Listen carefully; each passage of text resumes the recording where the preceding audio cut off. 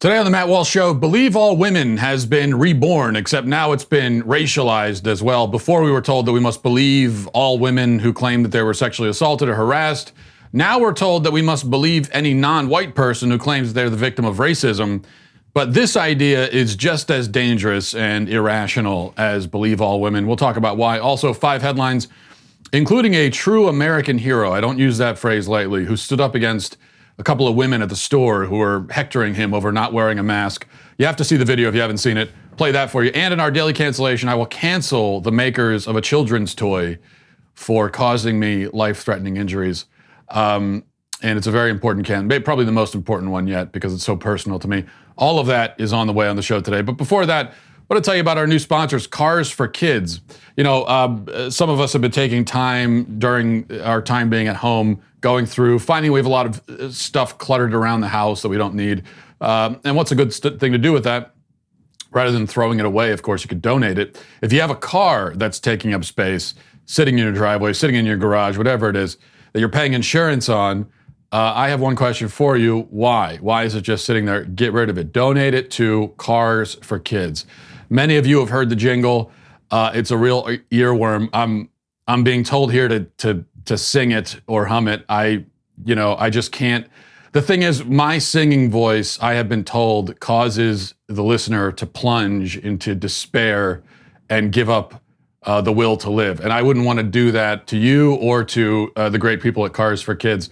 So you'll have to take their word for it. But you can get a tax deduction and a vacation voucher. Here's how it works. Cars for Kids makes the process of donating your car quick and easy. It takes just about 2 minutes to do. They handle all the details, all the paperwork. They're taking that off your plate. All you need to do is schedule a pickup and sign the title. Simple as that. Pickups are contact-free. Just leave your signed title with your keys in the car to avoid unnecessary contact.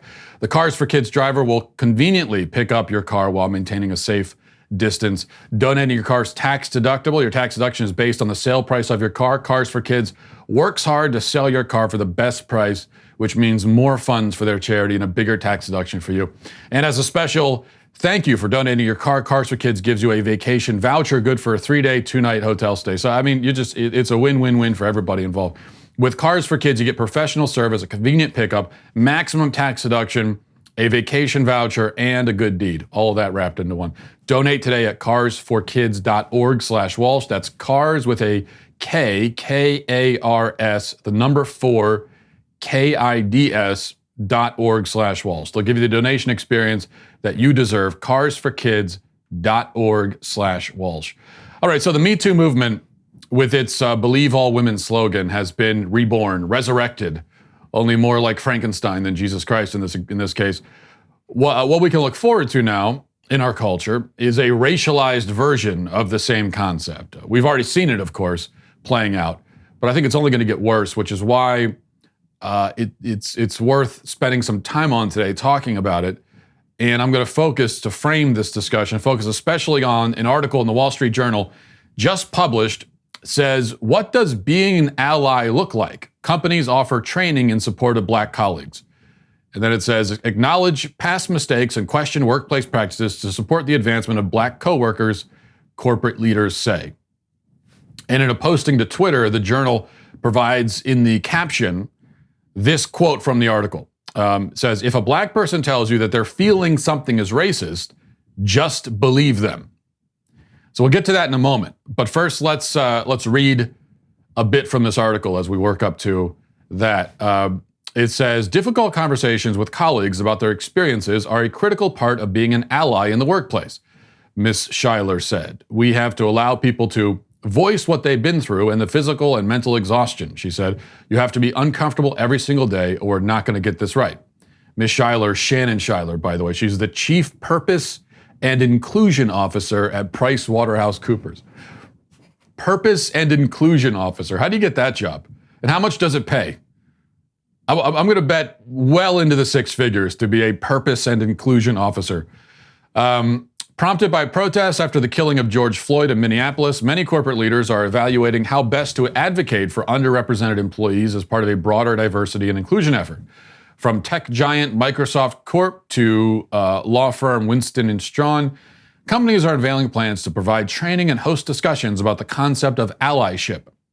Allied training promotes the idea that an ally, generally someone who is white or otherwise in the majority, supports the workplace advancement of people who are black or otherwise in the minority and stands up for them when they experience discrimination or unfair treatment. By the way, this article is doing that new thing where black is capitalized but white isn't. There is no grammatical defense of that whatsoever.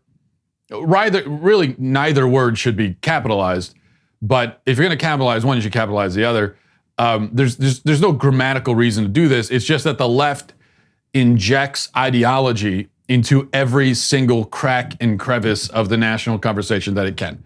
Everything is turned into an ideological issue, even what words you capitalize. And that's one of the reasons why the left wins all the time, by the way, is that they're making everything into an ideological fight, and they're going to have fights that are so petty and ridiculous, seemingly, that normal people won't even engage. So another classic example, I'm getting away from this, I'll get back to it in a second. But another example just from the last few days is this, the thing with the Goya company that makes, most people know them for their beans. That's why I buy their cans of beans.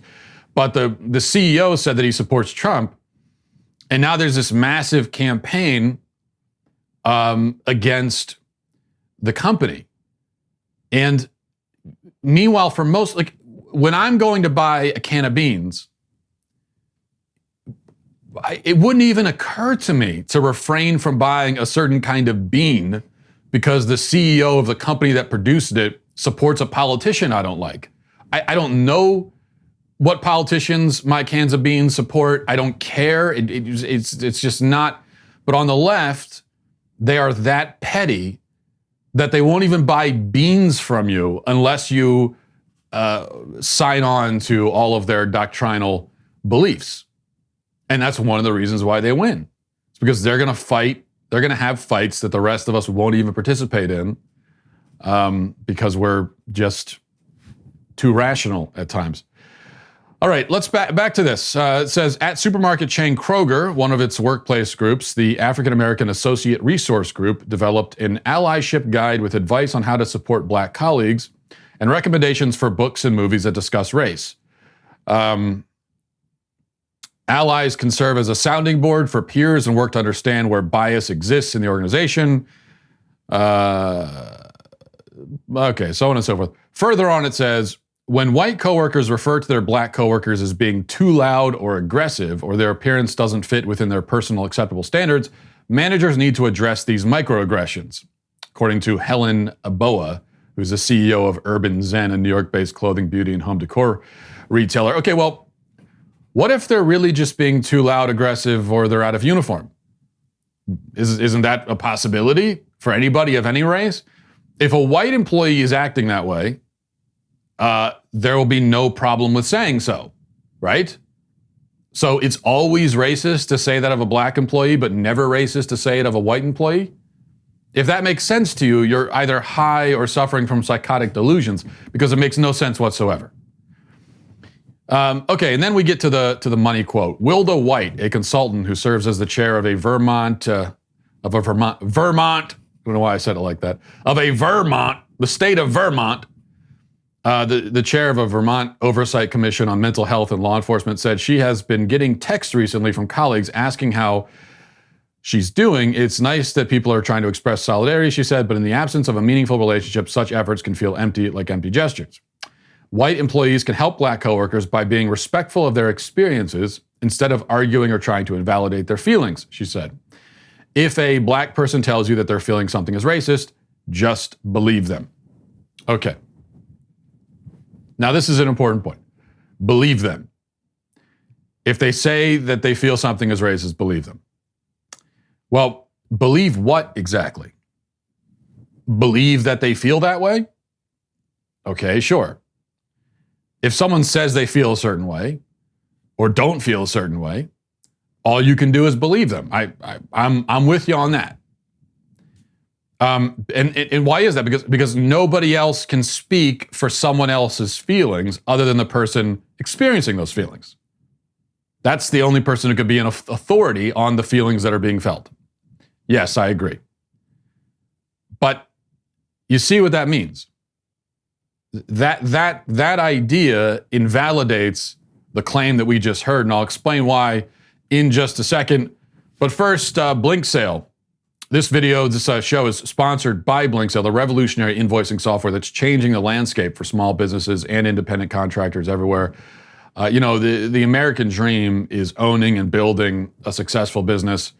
That's how you can really have freedom, is when you have your own business, you're doing what you love, providing something to your community. But many business owners know that there are many moving parts with business, and there are things about owning a business that, from what I've heard from business owners, that you didn't even think would be a challenge, that end up being a bigger challenge than you thought. Something simple like invoicing, keeping track of invoicing, getting the invoices together. All of that stuff can be very difficult, and that's why you need Blink Sale. With Blink Sale, you can send beautiful custom branded invoices and estimates in seconds. You can stay on top of your outstanding invoices. You can let your customers and clients easily pay your invoices online. You'll even get instant notification when a customer opens your invoices, so you'll actually know if they're just avoiding paying you or not. And here's also something you can do. You can get $10. Blink Sale is going to give $10 to 500 Daily Wire fans. Here's how to get it. Go to blinksale.com, start your 14-day free trial, create your first invoice of $10, and activate an online payment option. Send the invoice to dailywire@blinksale.com and get paid your $10. The first 500 people to send an invoice for $10 to dailywire@blinksale.com will get their invoice paid. Now, stop wasting time invoicing and try Blink Sale for free at blinksale.com/Walsh. That's BLINKSALE.com/Walsh. Blink Sale. Spend less time billing and more time doing what you love. Okay, so the claim being made here is that you can't, if somebody feels a certain way, you have to believe how they feel, take them at their word, essentially. And I agree with that. But the problem is, at least for the claim made here, that the person being accused of saying or doing something racist is also the only person who can verify that claim. In other words, when you say that a statement or action is racist, you're making a claim not about your own feelings, but about the feelings of the person who did or said the thing. You might feel like it was racist, but whether or not it actually is racist, well, that goes to the feelings and intentions of the person who did or said it. That's what you're really making a claim about their emotional state, about their intentions. And the only person who can speak to that, as we just covered, the only authority on that subject is the person themselves. In lieu of mind-reading capabilities, only the person being accused is an authority on the subject of their own alleged racism. So, you feel something is racist. Okay, you feel that. Fine. But your feelings about someone else's feelings have no evidentiary value whatsoever. If I want to know whether something was racist, I'm not going to go talk to other people to see how it made them feel, because that's not going to tell me whether or not it actually was racist. Your feelings about my feelings don't prove anything at all about my feelings. It's true that I can lie about my feelings, and it's true sometimes that my actions can speak so clearly to a certain feeling or intention that my claims after the fact have to be treated skeptically. So for example, if I walk up to you out of the blue and punch you in the face, and then later on I say I didn't mean to hurt you, in that case you would be justified in feeling skeptical about my claims. That's because there's almost no other conceivable reason why I would walk up to a person and punch him in the face. So you, as the punchee, are left to surmise either that the puncher wanted to do you harm or that they're insane. There really isn't any third option. Maybe they were like aggressively trying to swat a mosquito away from your nose, but that again seems dubious. So there are nuances here, but even so, the only true authority on a person's feelings and intentions is the person. If that authority chooses not to be honest or to conceal the truth, then that's what they're going to do, but they are still the only authority. The rest of us can only guess, surmise, theorize, come to tentative conclusions, but we can't know the way the person can know. And all of that means that in a situation where there could be any number of reasonable ways to explain a person's actions, when a person's actions could plausibly be motivated by good or bad or neutral intentions, and this is the case most of the time. I mean, with most of the things people do, especially in their interactions with other people, there's any number of ways to interpret it. And in those cases, all you can do is listen to their own account of their own actions, their explanation, and accept it. So, a really good example from this article. It says that it's a microaggression and it's racist to tell a black employee that they're being too loud. Okay, well, if someone in a work environment says to another person, you're being too loud, seems to me that there's any number of reasons why a person might say that.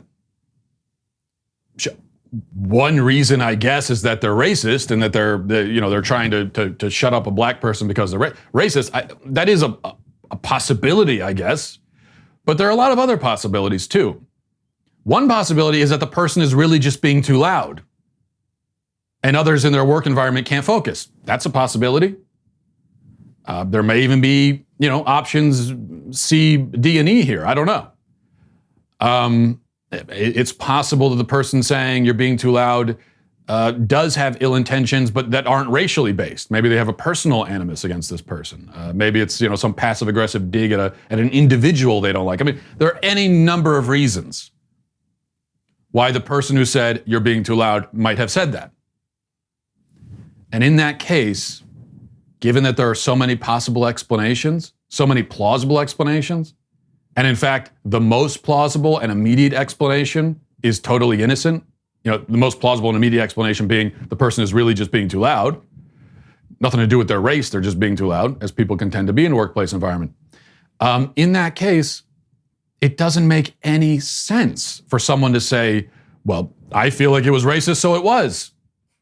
No. All we can do, if you really suspect that there might be a racist reason for that to be said, then all you can do is ask the person, why did you say that? And they can tell you. Now, you might say, if they meant it in a racist way, they're not going to admit it. Yeah, maybe so. But even in that, but even so, they are the only authority. No one else can be an authority. Okay? If Samantha is saying it says something to Tammy, and we want to know why Samantha said that thing, it doesn't make any sense to ask Tammy. We have to ask Samantha, right? Tammy's not the one who said it. Samantha is. But, I'm trying to explain all of this and going to great lengths to be logical about it. But of course, it doesn't matter because, as I said before, this is all ideology. And the left injects ideology into everything. Part of their ideology, of course, is that every white person is racist inherently. Doesn't matter what you feel or how you think. Everyone is racist. And therefore, everything you do could be and probably is at some level racist, especially if you're interacting with or in any way dealing with someone of another race. So really it's all racist. And another part of that ideology is that somehow the white people who have this inherent racism, most of them are too stupid or too blind to even see it within themselves. And so they need other people to enlighten them. All ideology based. No logic to it, no rationality whatsoever. But that's what makes the world turn these days. Let's go to headlines. Number one, the esteemed Alexandria Ocasio-Cortez, the esteemed scholar, has a theory as to why violent crime is on the rise. And here's her theory. So why is this uptick in crime happening? Well, let's think about it. Do we think this has to do with the fact that there's record unemployment in the United States right now? The fact that people are at a level of economic desperation that we have not seen since the Great Recession? Maybe this has to do with the fact that people aren't paying their rent and are scared to pay their rent. And so they go out and they need to feed their child and they don't have money. So you maybe they're put in a position where they feel like they either need to shoplift some bread or go hungry that night. Shoplifting bread. Sure. Except the problem is that the crimes on the rise are not bread thefts. I'm not aware of any statistic about bread being stolen at a higher rate than usual. I'm not aware of that happening. No, the crimes that are on the rise are crimes like this. A community is up in arms, as you might imagine, over this tragic and senseless murder of a 22-month-old. I just got the update from the New York City Police Department. They tell me this little boy was identified as Devell Gardner. He lived here in Brooklyn, in Brownsville. However, he was at a cookout with family members here on Madison Street overnight. It was around 11:30, and you can see this morning that little boy's stroller still on the sidewalk. Police telling me he was sitting there when two men walked up and just started firing into the crowd. That little boy was shot in the stomach. He was rushed to an area hospital where doctors could not save him from that gunshot wound to the stomach. 3 other people here at this cookout were also wounded, 3 adult men. They are expected to be okay. Witnesses telling me that they saw these suspects sprint away, possibly into a waiting vehicle on Marcus Garvey Boulevard. This was just one of 35 people shot over this weekend, and clearly people in the community are incensed. 2 years old, less than 2 actually, a baby, shot in the stomach, killed at a barbecue with his family. Added to the list of children, very young children in many cases, who've been murdered in our cities over the last few weeks. And let's be clear about what AOC is doing here. Okay, she is looking to distract from this by dressing this kind of crime up as, a downtrodden person stealing bread. Now, she wasn't talking specifically about this case when she said that, but she was justifying the rise in crime, and the rise in crime has been a rise in this kind of crime. And she knows that. It has been a rise in violent crime against often innocent children or other members of the community, and usually the black community. That's the crime we're dealing with. And she's trying to justify it. Number 2, there were protests. Speaking of justifying crimes, there were protests in Detroit over the weekend over a man named Hakim Littleton who was shot and killed by police. Protesters were, as this NBC headline says, demanding justice.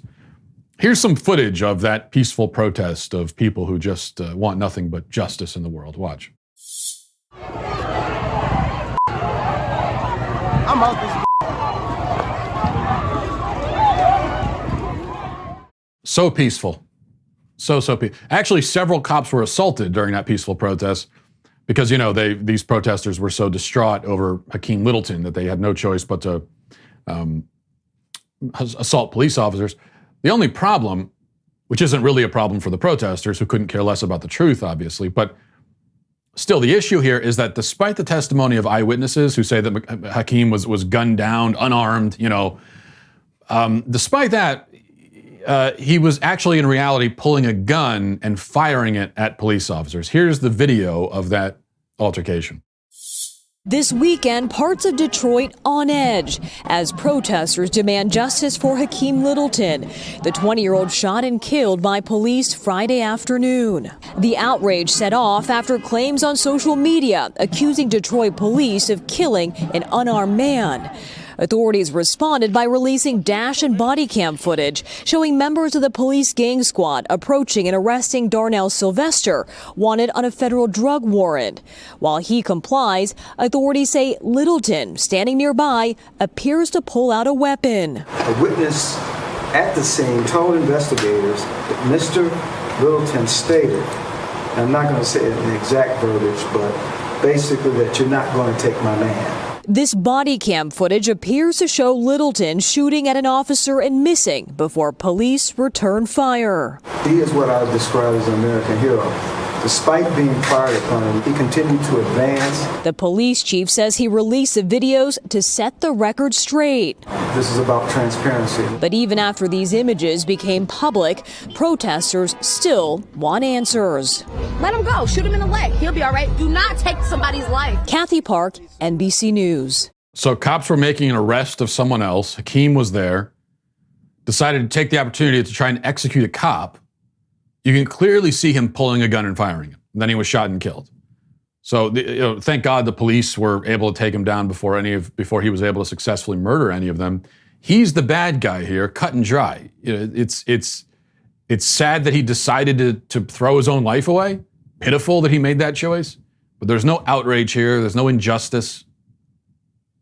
And once again, it just feels hopeless after a while because this doesn't matter either. I mean, if you were dealing with rational people and there was a protest over a police shooting and then a video came out proving that the person who was shot was shooting at police, that would be the end of it. And the protesters, if they were rational people, and also maybe not even being rational isn't even the issue here. If they were really concerned about police brutality, if that was actually the concern, then they would say, oh, okay, you know what, we got this one wrong. Sorry to the police officers. You're defending yourselves, obviously. Thank you for keeping our community safe. We'll go home. People who were really concerned about police brutality, that's how they would respond. But these protesters, of course, don't care about police brutality at all. It's got nothing to do with it. For a lot of them, it's just an excuse, a forum for wreaking destruction and all of that. And then we know for BLM and the leaders of this movement, they've got a lot on their plate agenda-wise, and police brutality has almost nothing to do with any of it. Number 3, let's go over to the UK to talk about soccer, which is a great activity for people who don't like sports. Crystal Palace winger Wilfried Zaha.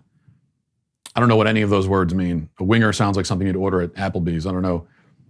But anyway, Zaha recently posted online some screenshots of racist messages that he received from someone, and they are certainly very racist and objectionable messages. The police got involved, went and tracked down the source of these messages. Turns out the culprit was a 12-year-old boy, a 12-year-old who was sending mean messages to a grown man, a soccer player. Now, in a sane world, the story ends there. The boy's parents deal with his bad behavior, maybe ground him, take away his video games, something like that. And the rest of the world moves on. But we don't live in such a world, so instead the police arrested the 12-year-old boy for the bad things he wrote online. And nobody seems to have any problem with this either. The police department issued a statement saying the 12-year-old arrested in connection with racist social media messages sent to a footballer has been released under investigation while our inquiries continue. Racism has no place in our society, and we're attempting to contact the footballer to obtain a statement. So they're still investigating. What is there to investigate? It was a 12-year-old saying bad stuff. Zaha also is not stepping in. This is where if it were me, I would step in and say, hey, whoa, okay, guys, we don't need to arrest. I didn't realize there's a 12-year-old. Listen, we don't need to arrest prepubescent children for saying bad things. Let's calm down, okay? That's not what Zaha is saying. He's fully on board. Here's his statement. He says, very disappointed we didn't get a better result yesterday, but I wanted to come on here to thank all of you for your messages of support. I would also like to thank the West Midlands Police for their swift action in making an arrest. People need to understand that whatever your age, your behavior and your words come with consequences, and you cannot hide behind social media. So he's fully on board with arresting a 12-year-old. Hodgson is the manager of the soccer team. He says, it's very saddening on the day of a game that a player wakes up to this cowardly and despicable abuse. I think it's right that people were made aware of it. I don't think this is something we should keep quiet about. There is literally no excuse. There is no excuse at all. Cowardly, despicable actions. You're talking about a 12-year-old here. And then doing a cursory glance online, looking at the comments on Sky News, the Sky News post about this, the comments are probably 90% in favor of the arrest of a 12-year-old. With the caveat that many of them are saying the parents also should be arrested. That's their problem with this. It's not that they'd arrested a 12-year-old for stuff that he wrote online, for mean comments he made to a grown man. It's that they didn't also arrest the parents for it as well. Number 4, the head writer for Tucker Carlson show, Blake Neff, has resigned after someone told the media that Neff, has been posting anonymously on a message board for years now, and many of his posts are racist and sexist. The media has been having a field day with this, of course, and Fox News came out forcefully to condemn Neff. Here's what they said. We want to make abundantly clear that Fox News Media strongly condemns this horrific, racist, misogynistic, and homophobic behavior. Neff's abhorrent conduct was never divulged to the show until Friday, at which point we swiftly accepted his resignation. Make no mistake, actions such as this cannot be and will not be tolerated at any time in any part of our workforce. Now, the interesting thing is that the folks over at NBC have been spiking the football over this, but NBC has just promoted Joy Reid, who is a woman who on her own blog, under her own name, for years, posted stuff that was in line with a lot of the things this guy was writing, particularly when it comes to her comments about homosexuals. And again, she was doing that under her own name, proudly, for years. And rather than accept responsibility, she claimed that she'd been hacked when all this was found out. But NBC, not only does NBC not condemn and fire her, but actually they're promoting her. They're giving her more airtime. And herein lies another crucial distinction between the left and right. Fox is tripping all over itself, condemning, oh, it's horrific, unimaginable, terrible. He's gone. We're getting rid of him. While NBC grants a larger platform to their own offender. And let me just say also, by the way, horrific is a word that more accurately describes, say, the actions of a serial killer or a school shooter or someone like that. That's a word you pull out when something like that happens. Horrific. Horrific actions. Trolling a message board anonymously is not horrific. It might be bad, it might be objectionable, but I really think we should reserve a word like horrific for actually horrific, like something that when you hear about it, you are actually horrified. Like it takes your breath away. It's so horrifying. That's what horrific is. I've never been aware of any comment on a message board that could possibly rise to that level. But, that's just me. Number 5, finally, we must pause to honor this hero. Watch. You take a picture of me. Does that make you feel better? Why don't you get a life, lady? Dude, I have a life. No, and that's going around taking pictures of yes, people? because of what I you're feel doing. so Can you not sorry follow for the you. lines on the floor? Keep your mouth running. The Keep your governor, mouth running. the mayor is asking us all to No, wear a honey. mask. And look at you, not wearing a mask. Oh, dear I wear a Lord, mask you to people protect have made myself. This so f***ing political, it's unbelievable. Now, you have accosted me in this store. You've it's not a accosted me law when you that came I've upon got me to within wear 6 a feet mask. not wearing a mask. And if you're going to keep this up, maybe we'll get the police department Hey, in Mom, here. why don't you call 911 then? Yeah. Oh, God, another one. You people are like monkeys falling out of a tree. No, you're the monkey that hasn't Hey, I'll tell dragging you what. those knuckles Y'all that you've can not lick my evolved. Okay, how's that grab you? Ever heard of Darwinism, evolution? Evolve, mister. Why don't you burn something down? Why don't you go back to where you Why don't you need to go evolve tear a from? monument That must be down or what you something, you know? You must be the one who's. Are you burning crosses? Are you burning crosses? People are idiots, man. You are. No, you're the idiot. Yeah. Well, you're the Look ones away. playing your life on a freaking computer. You have no life. It's not a So computer, this it's is a what cell your phone. life It's a is? cell phone. Dude, I Unbelievable. am doing my shopping. Unbelievable. You're unbelievable. Yeah. I bet you wouldn't wear. Good luck with the virus. Good luck with the virus. Your whole family tree is getting cut off at its roots. That man, we need to build a statue to that man and guard it. We need to post armed guards around the statue 24/7 so that no harm comes to the statue. But this is not, I think we should be clear, we've seen a lot of these videos involving people wearing masks or not wearing masks and everything. And sometimes there are people who go into places without the mask on. They're the ones filming and they're trying to make a scene or a statement out of it, which I think is really stupid. This is a guy, he's not looking, he wasn't looking for any attention. He wasn't making a statement or making a scene. He had the shopping list from his wife in his hand, you could see there. And he was just going in to buy some stuff. And he wanted to go about his day. He wasn't bothering anybody. He wasn't hurting anybody. If you're worried that he's going to spread a disease to you, then just keep walking. Go to a different aisle. Avoid him. If you're really scared about it, you don't surround him and get within 6 feet and start shouting at him. Get into a shouting match. That's not what you would do if you're really worried that someone's going to spread a disease to you. But I thought he handled that, just every part of the way he handled that was great. And that's a classic dad right there. Okay, he's got the t-shirt tucked in, the jorts, the glorious beer gut. He's got the white shoes, the socks pulled up, shopping list from his wife, hat on. Okay, that is a dad. And you don't tangle with a classic dad. Some of these new age dads, maybe you could get away with that, but not this dad. Those ladies, they should have known that. Okay, this is not, go pick on someone else. And you know what else is going to happen? I guarantee this, okay? That guy went home and either didn't mention this event at all to his wife or told her about it in about 3 minutes and then went outside to mow the grass. And that was it. And he stopped thinking about it. Meanwhile, those women, I guarantee you, they went home to their tortured husbands and told them this story in about a 3-hour-long saga. The story taking 100 times longer than the actual event itself that it's meant to describe, and are still talking. And then called all their friends, and they're going to be talking about it at Thanksgiving. Guaranteed. But then again, as a man, if you choose to marry a woman like that, I guess you really bring it on yourself. Let's go to finally our daily cancellation. Today, in what is probably my most important cancellation today, I'll be canceling the makers of Slip and Slide for causing the injuries that I'm currently suffering from.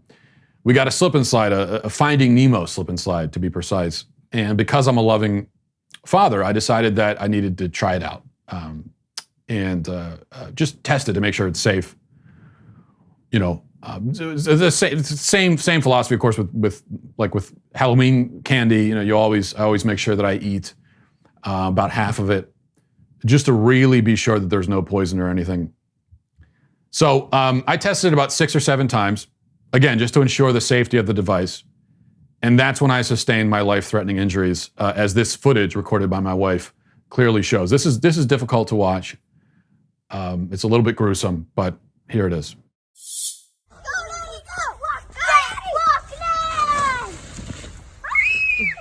Yes, pretty awful. I tumbled right over the end of it onto the grass, rolling and flopping around like a wounded fish with Nemo's eyes staring at me mockingly. There's not nearly enough runway on that thing for a man my size. It needs to be about 50 or 60 feet longer. Now, some people have told me that slip and slides are not made for 34-year-old men, and that actually there's a huge warning label right on it saying, don't use this if you're over the age of 12, fatal injury could occur. Others told me I shouldn't have put it on a hill. Others told me I shouldn't be wearing a shirt for water activities like a fat kid. All of this is nothing but victim shaming and body shaming. The fact that any of you would rationalize my abuse and take the side of my abuser, slip and slide, just shows how much work we have yet to do in this society. We think we've made progress, but we have not made nearly enough progress. I have 3 broken ribs, a ruptured spleen, a punctured lung, or at least I feel like that's what I have, which is the same thing as having it. And I blame everyone for this. I blame the makers of Slip and Slide. I blame my children, who are all canceled as well. I mean, they're the ones who cheered me on. They should have known that I was putting my life at risk and stepped in to prevent it. My 3-year-old was standing there just applauding. Why didn't he stand in the way and say, no, Father, I can't let you do this. The results will be calamitous. Desist, Father, I beg you. Why didn't he say that? My 9-month-old is just sitting there. Sat in silence. Silence is violence. Said nothing. My wife, needless to say, also is canceled. So everybody is canceled. I will do my best to heal from my injuries. But I just want to say it's not just my physical injuries. As horrendous as those are, it's the emotional injuries and the feeling of betrayal that I now must live with for the rest of my life. And we'll leave it on that rather sad note. Thanks for watching, everybody. Thank you for listening. I got to go ice up. Godspeed.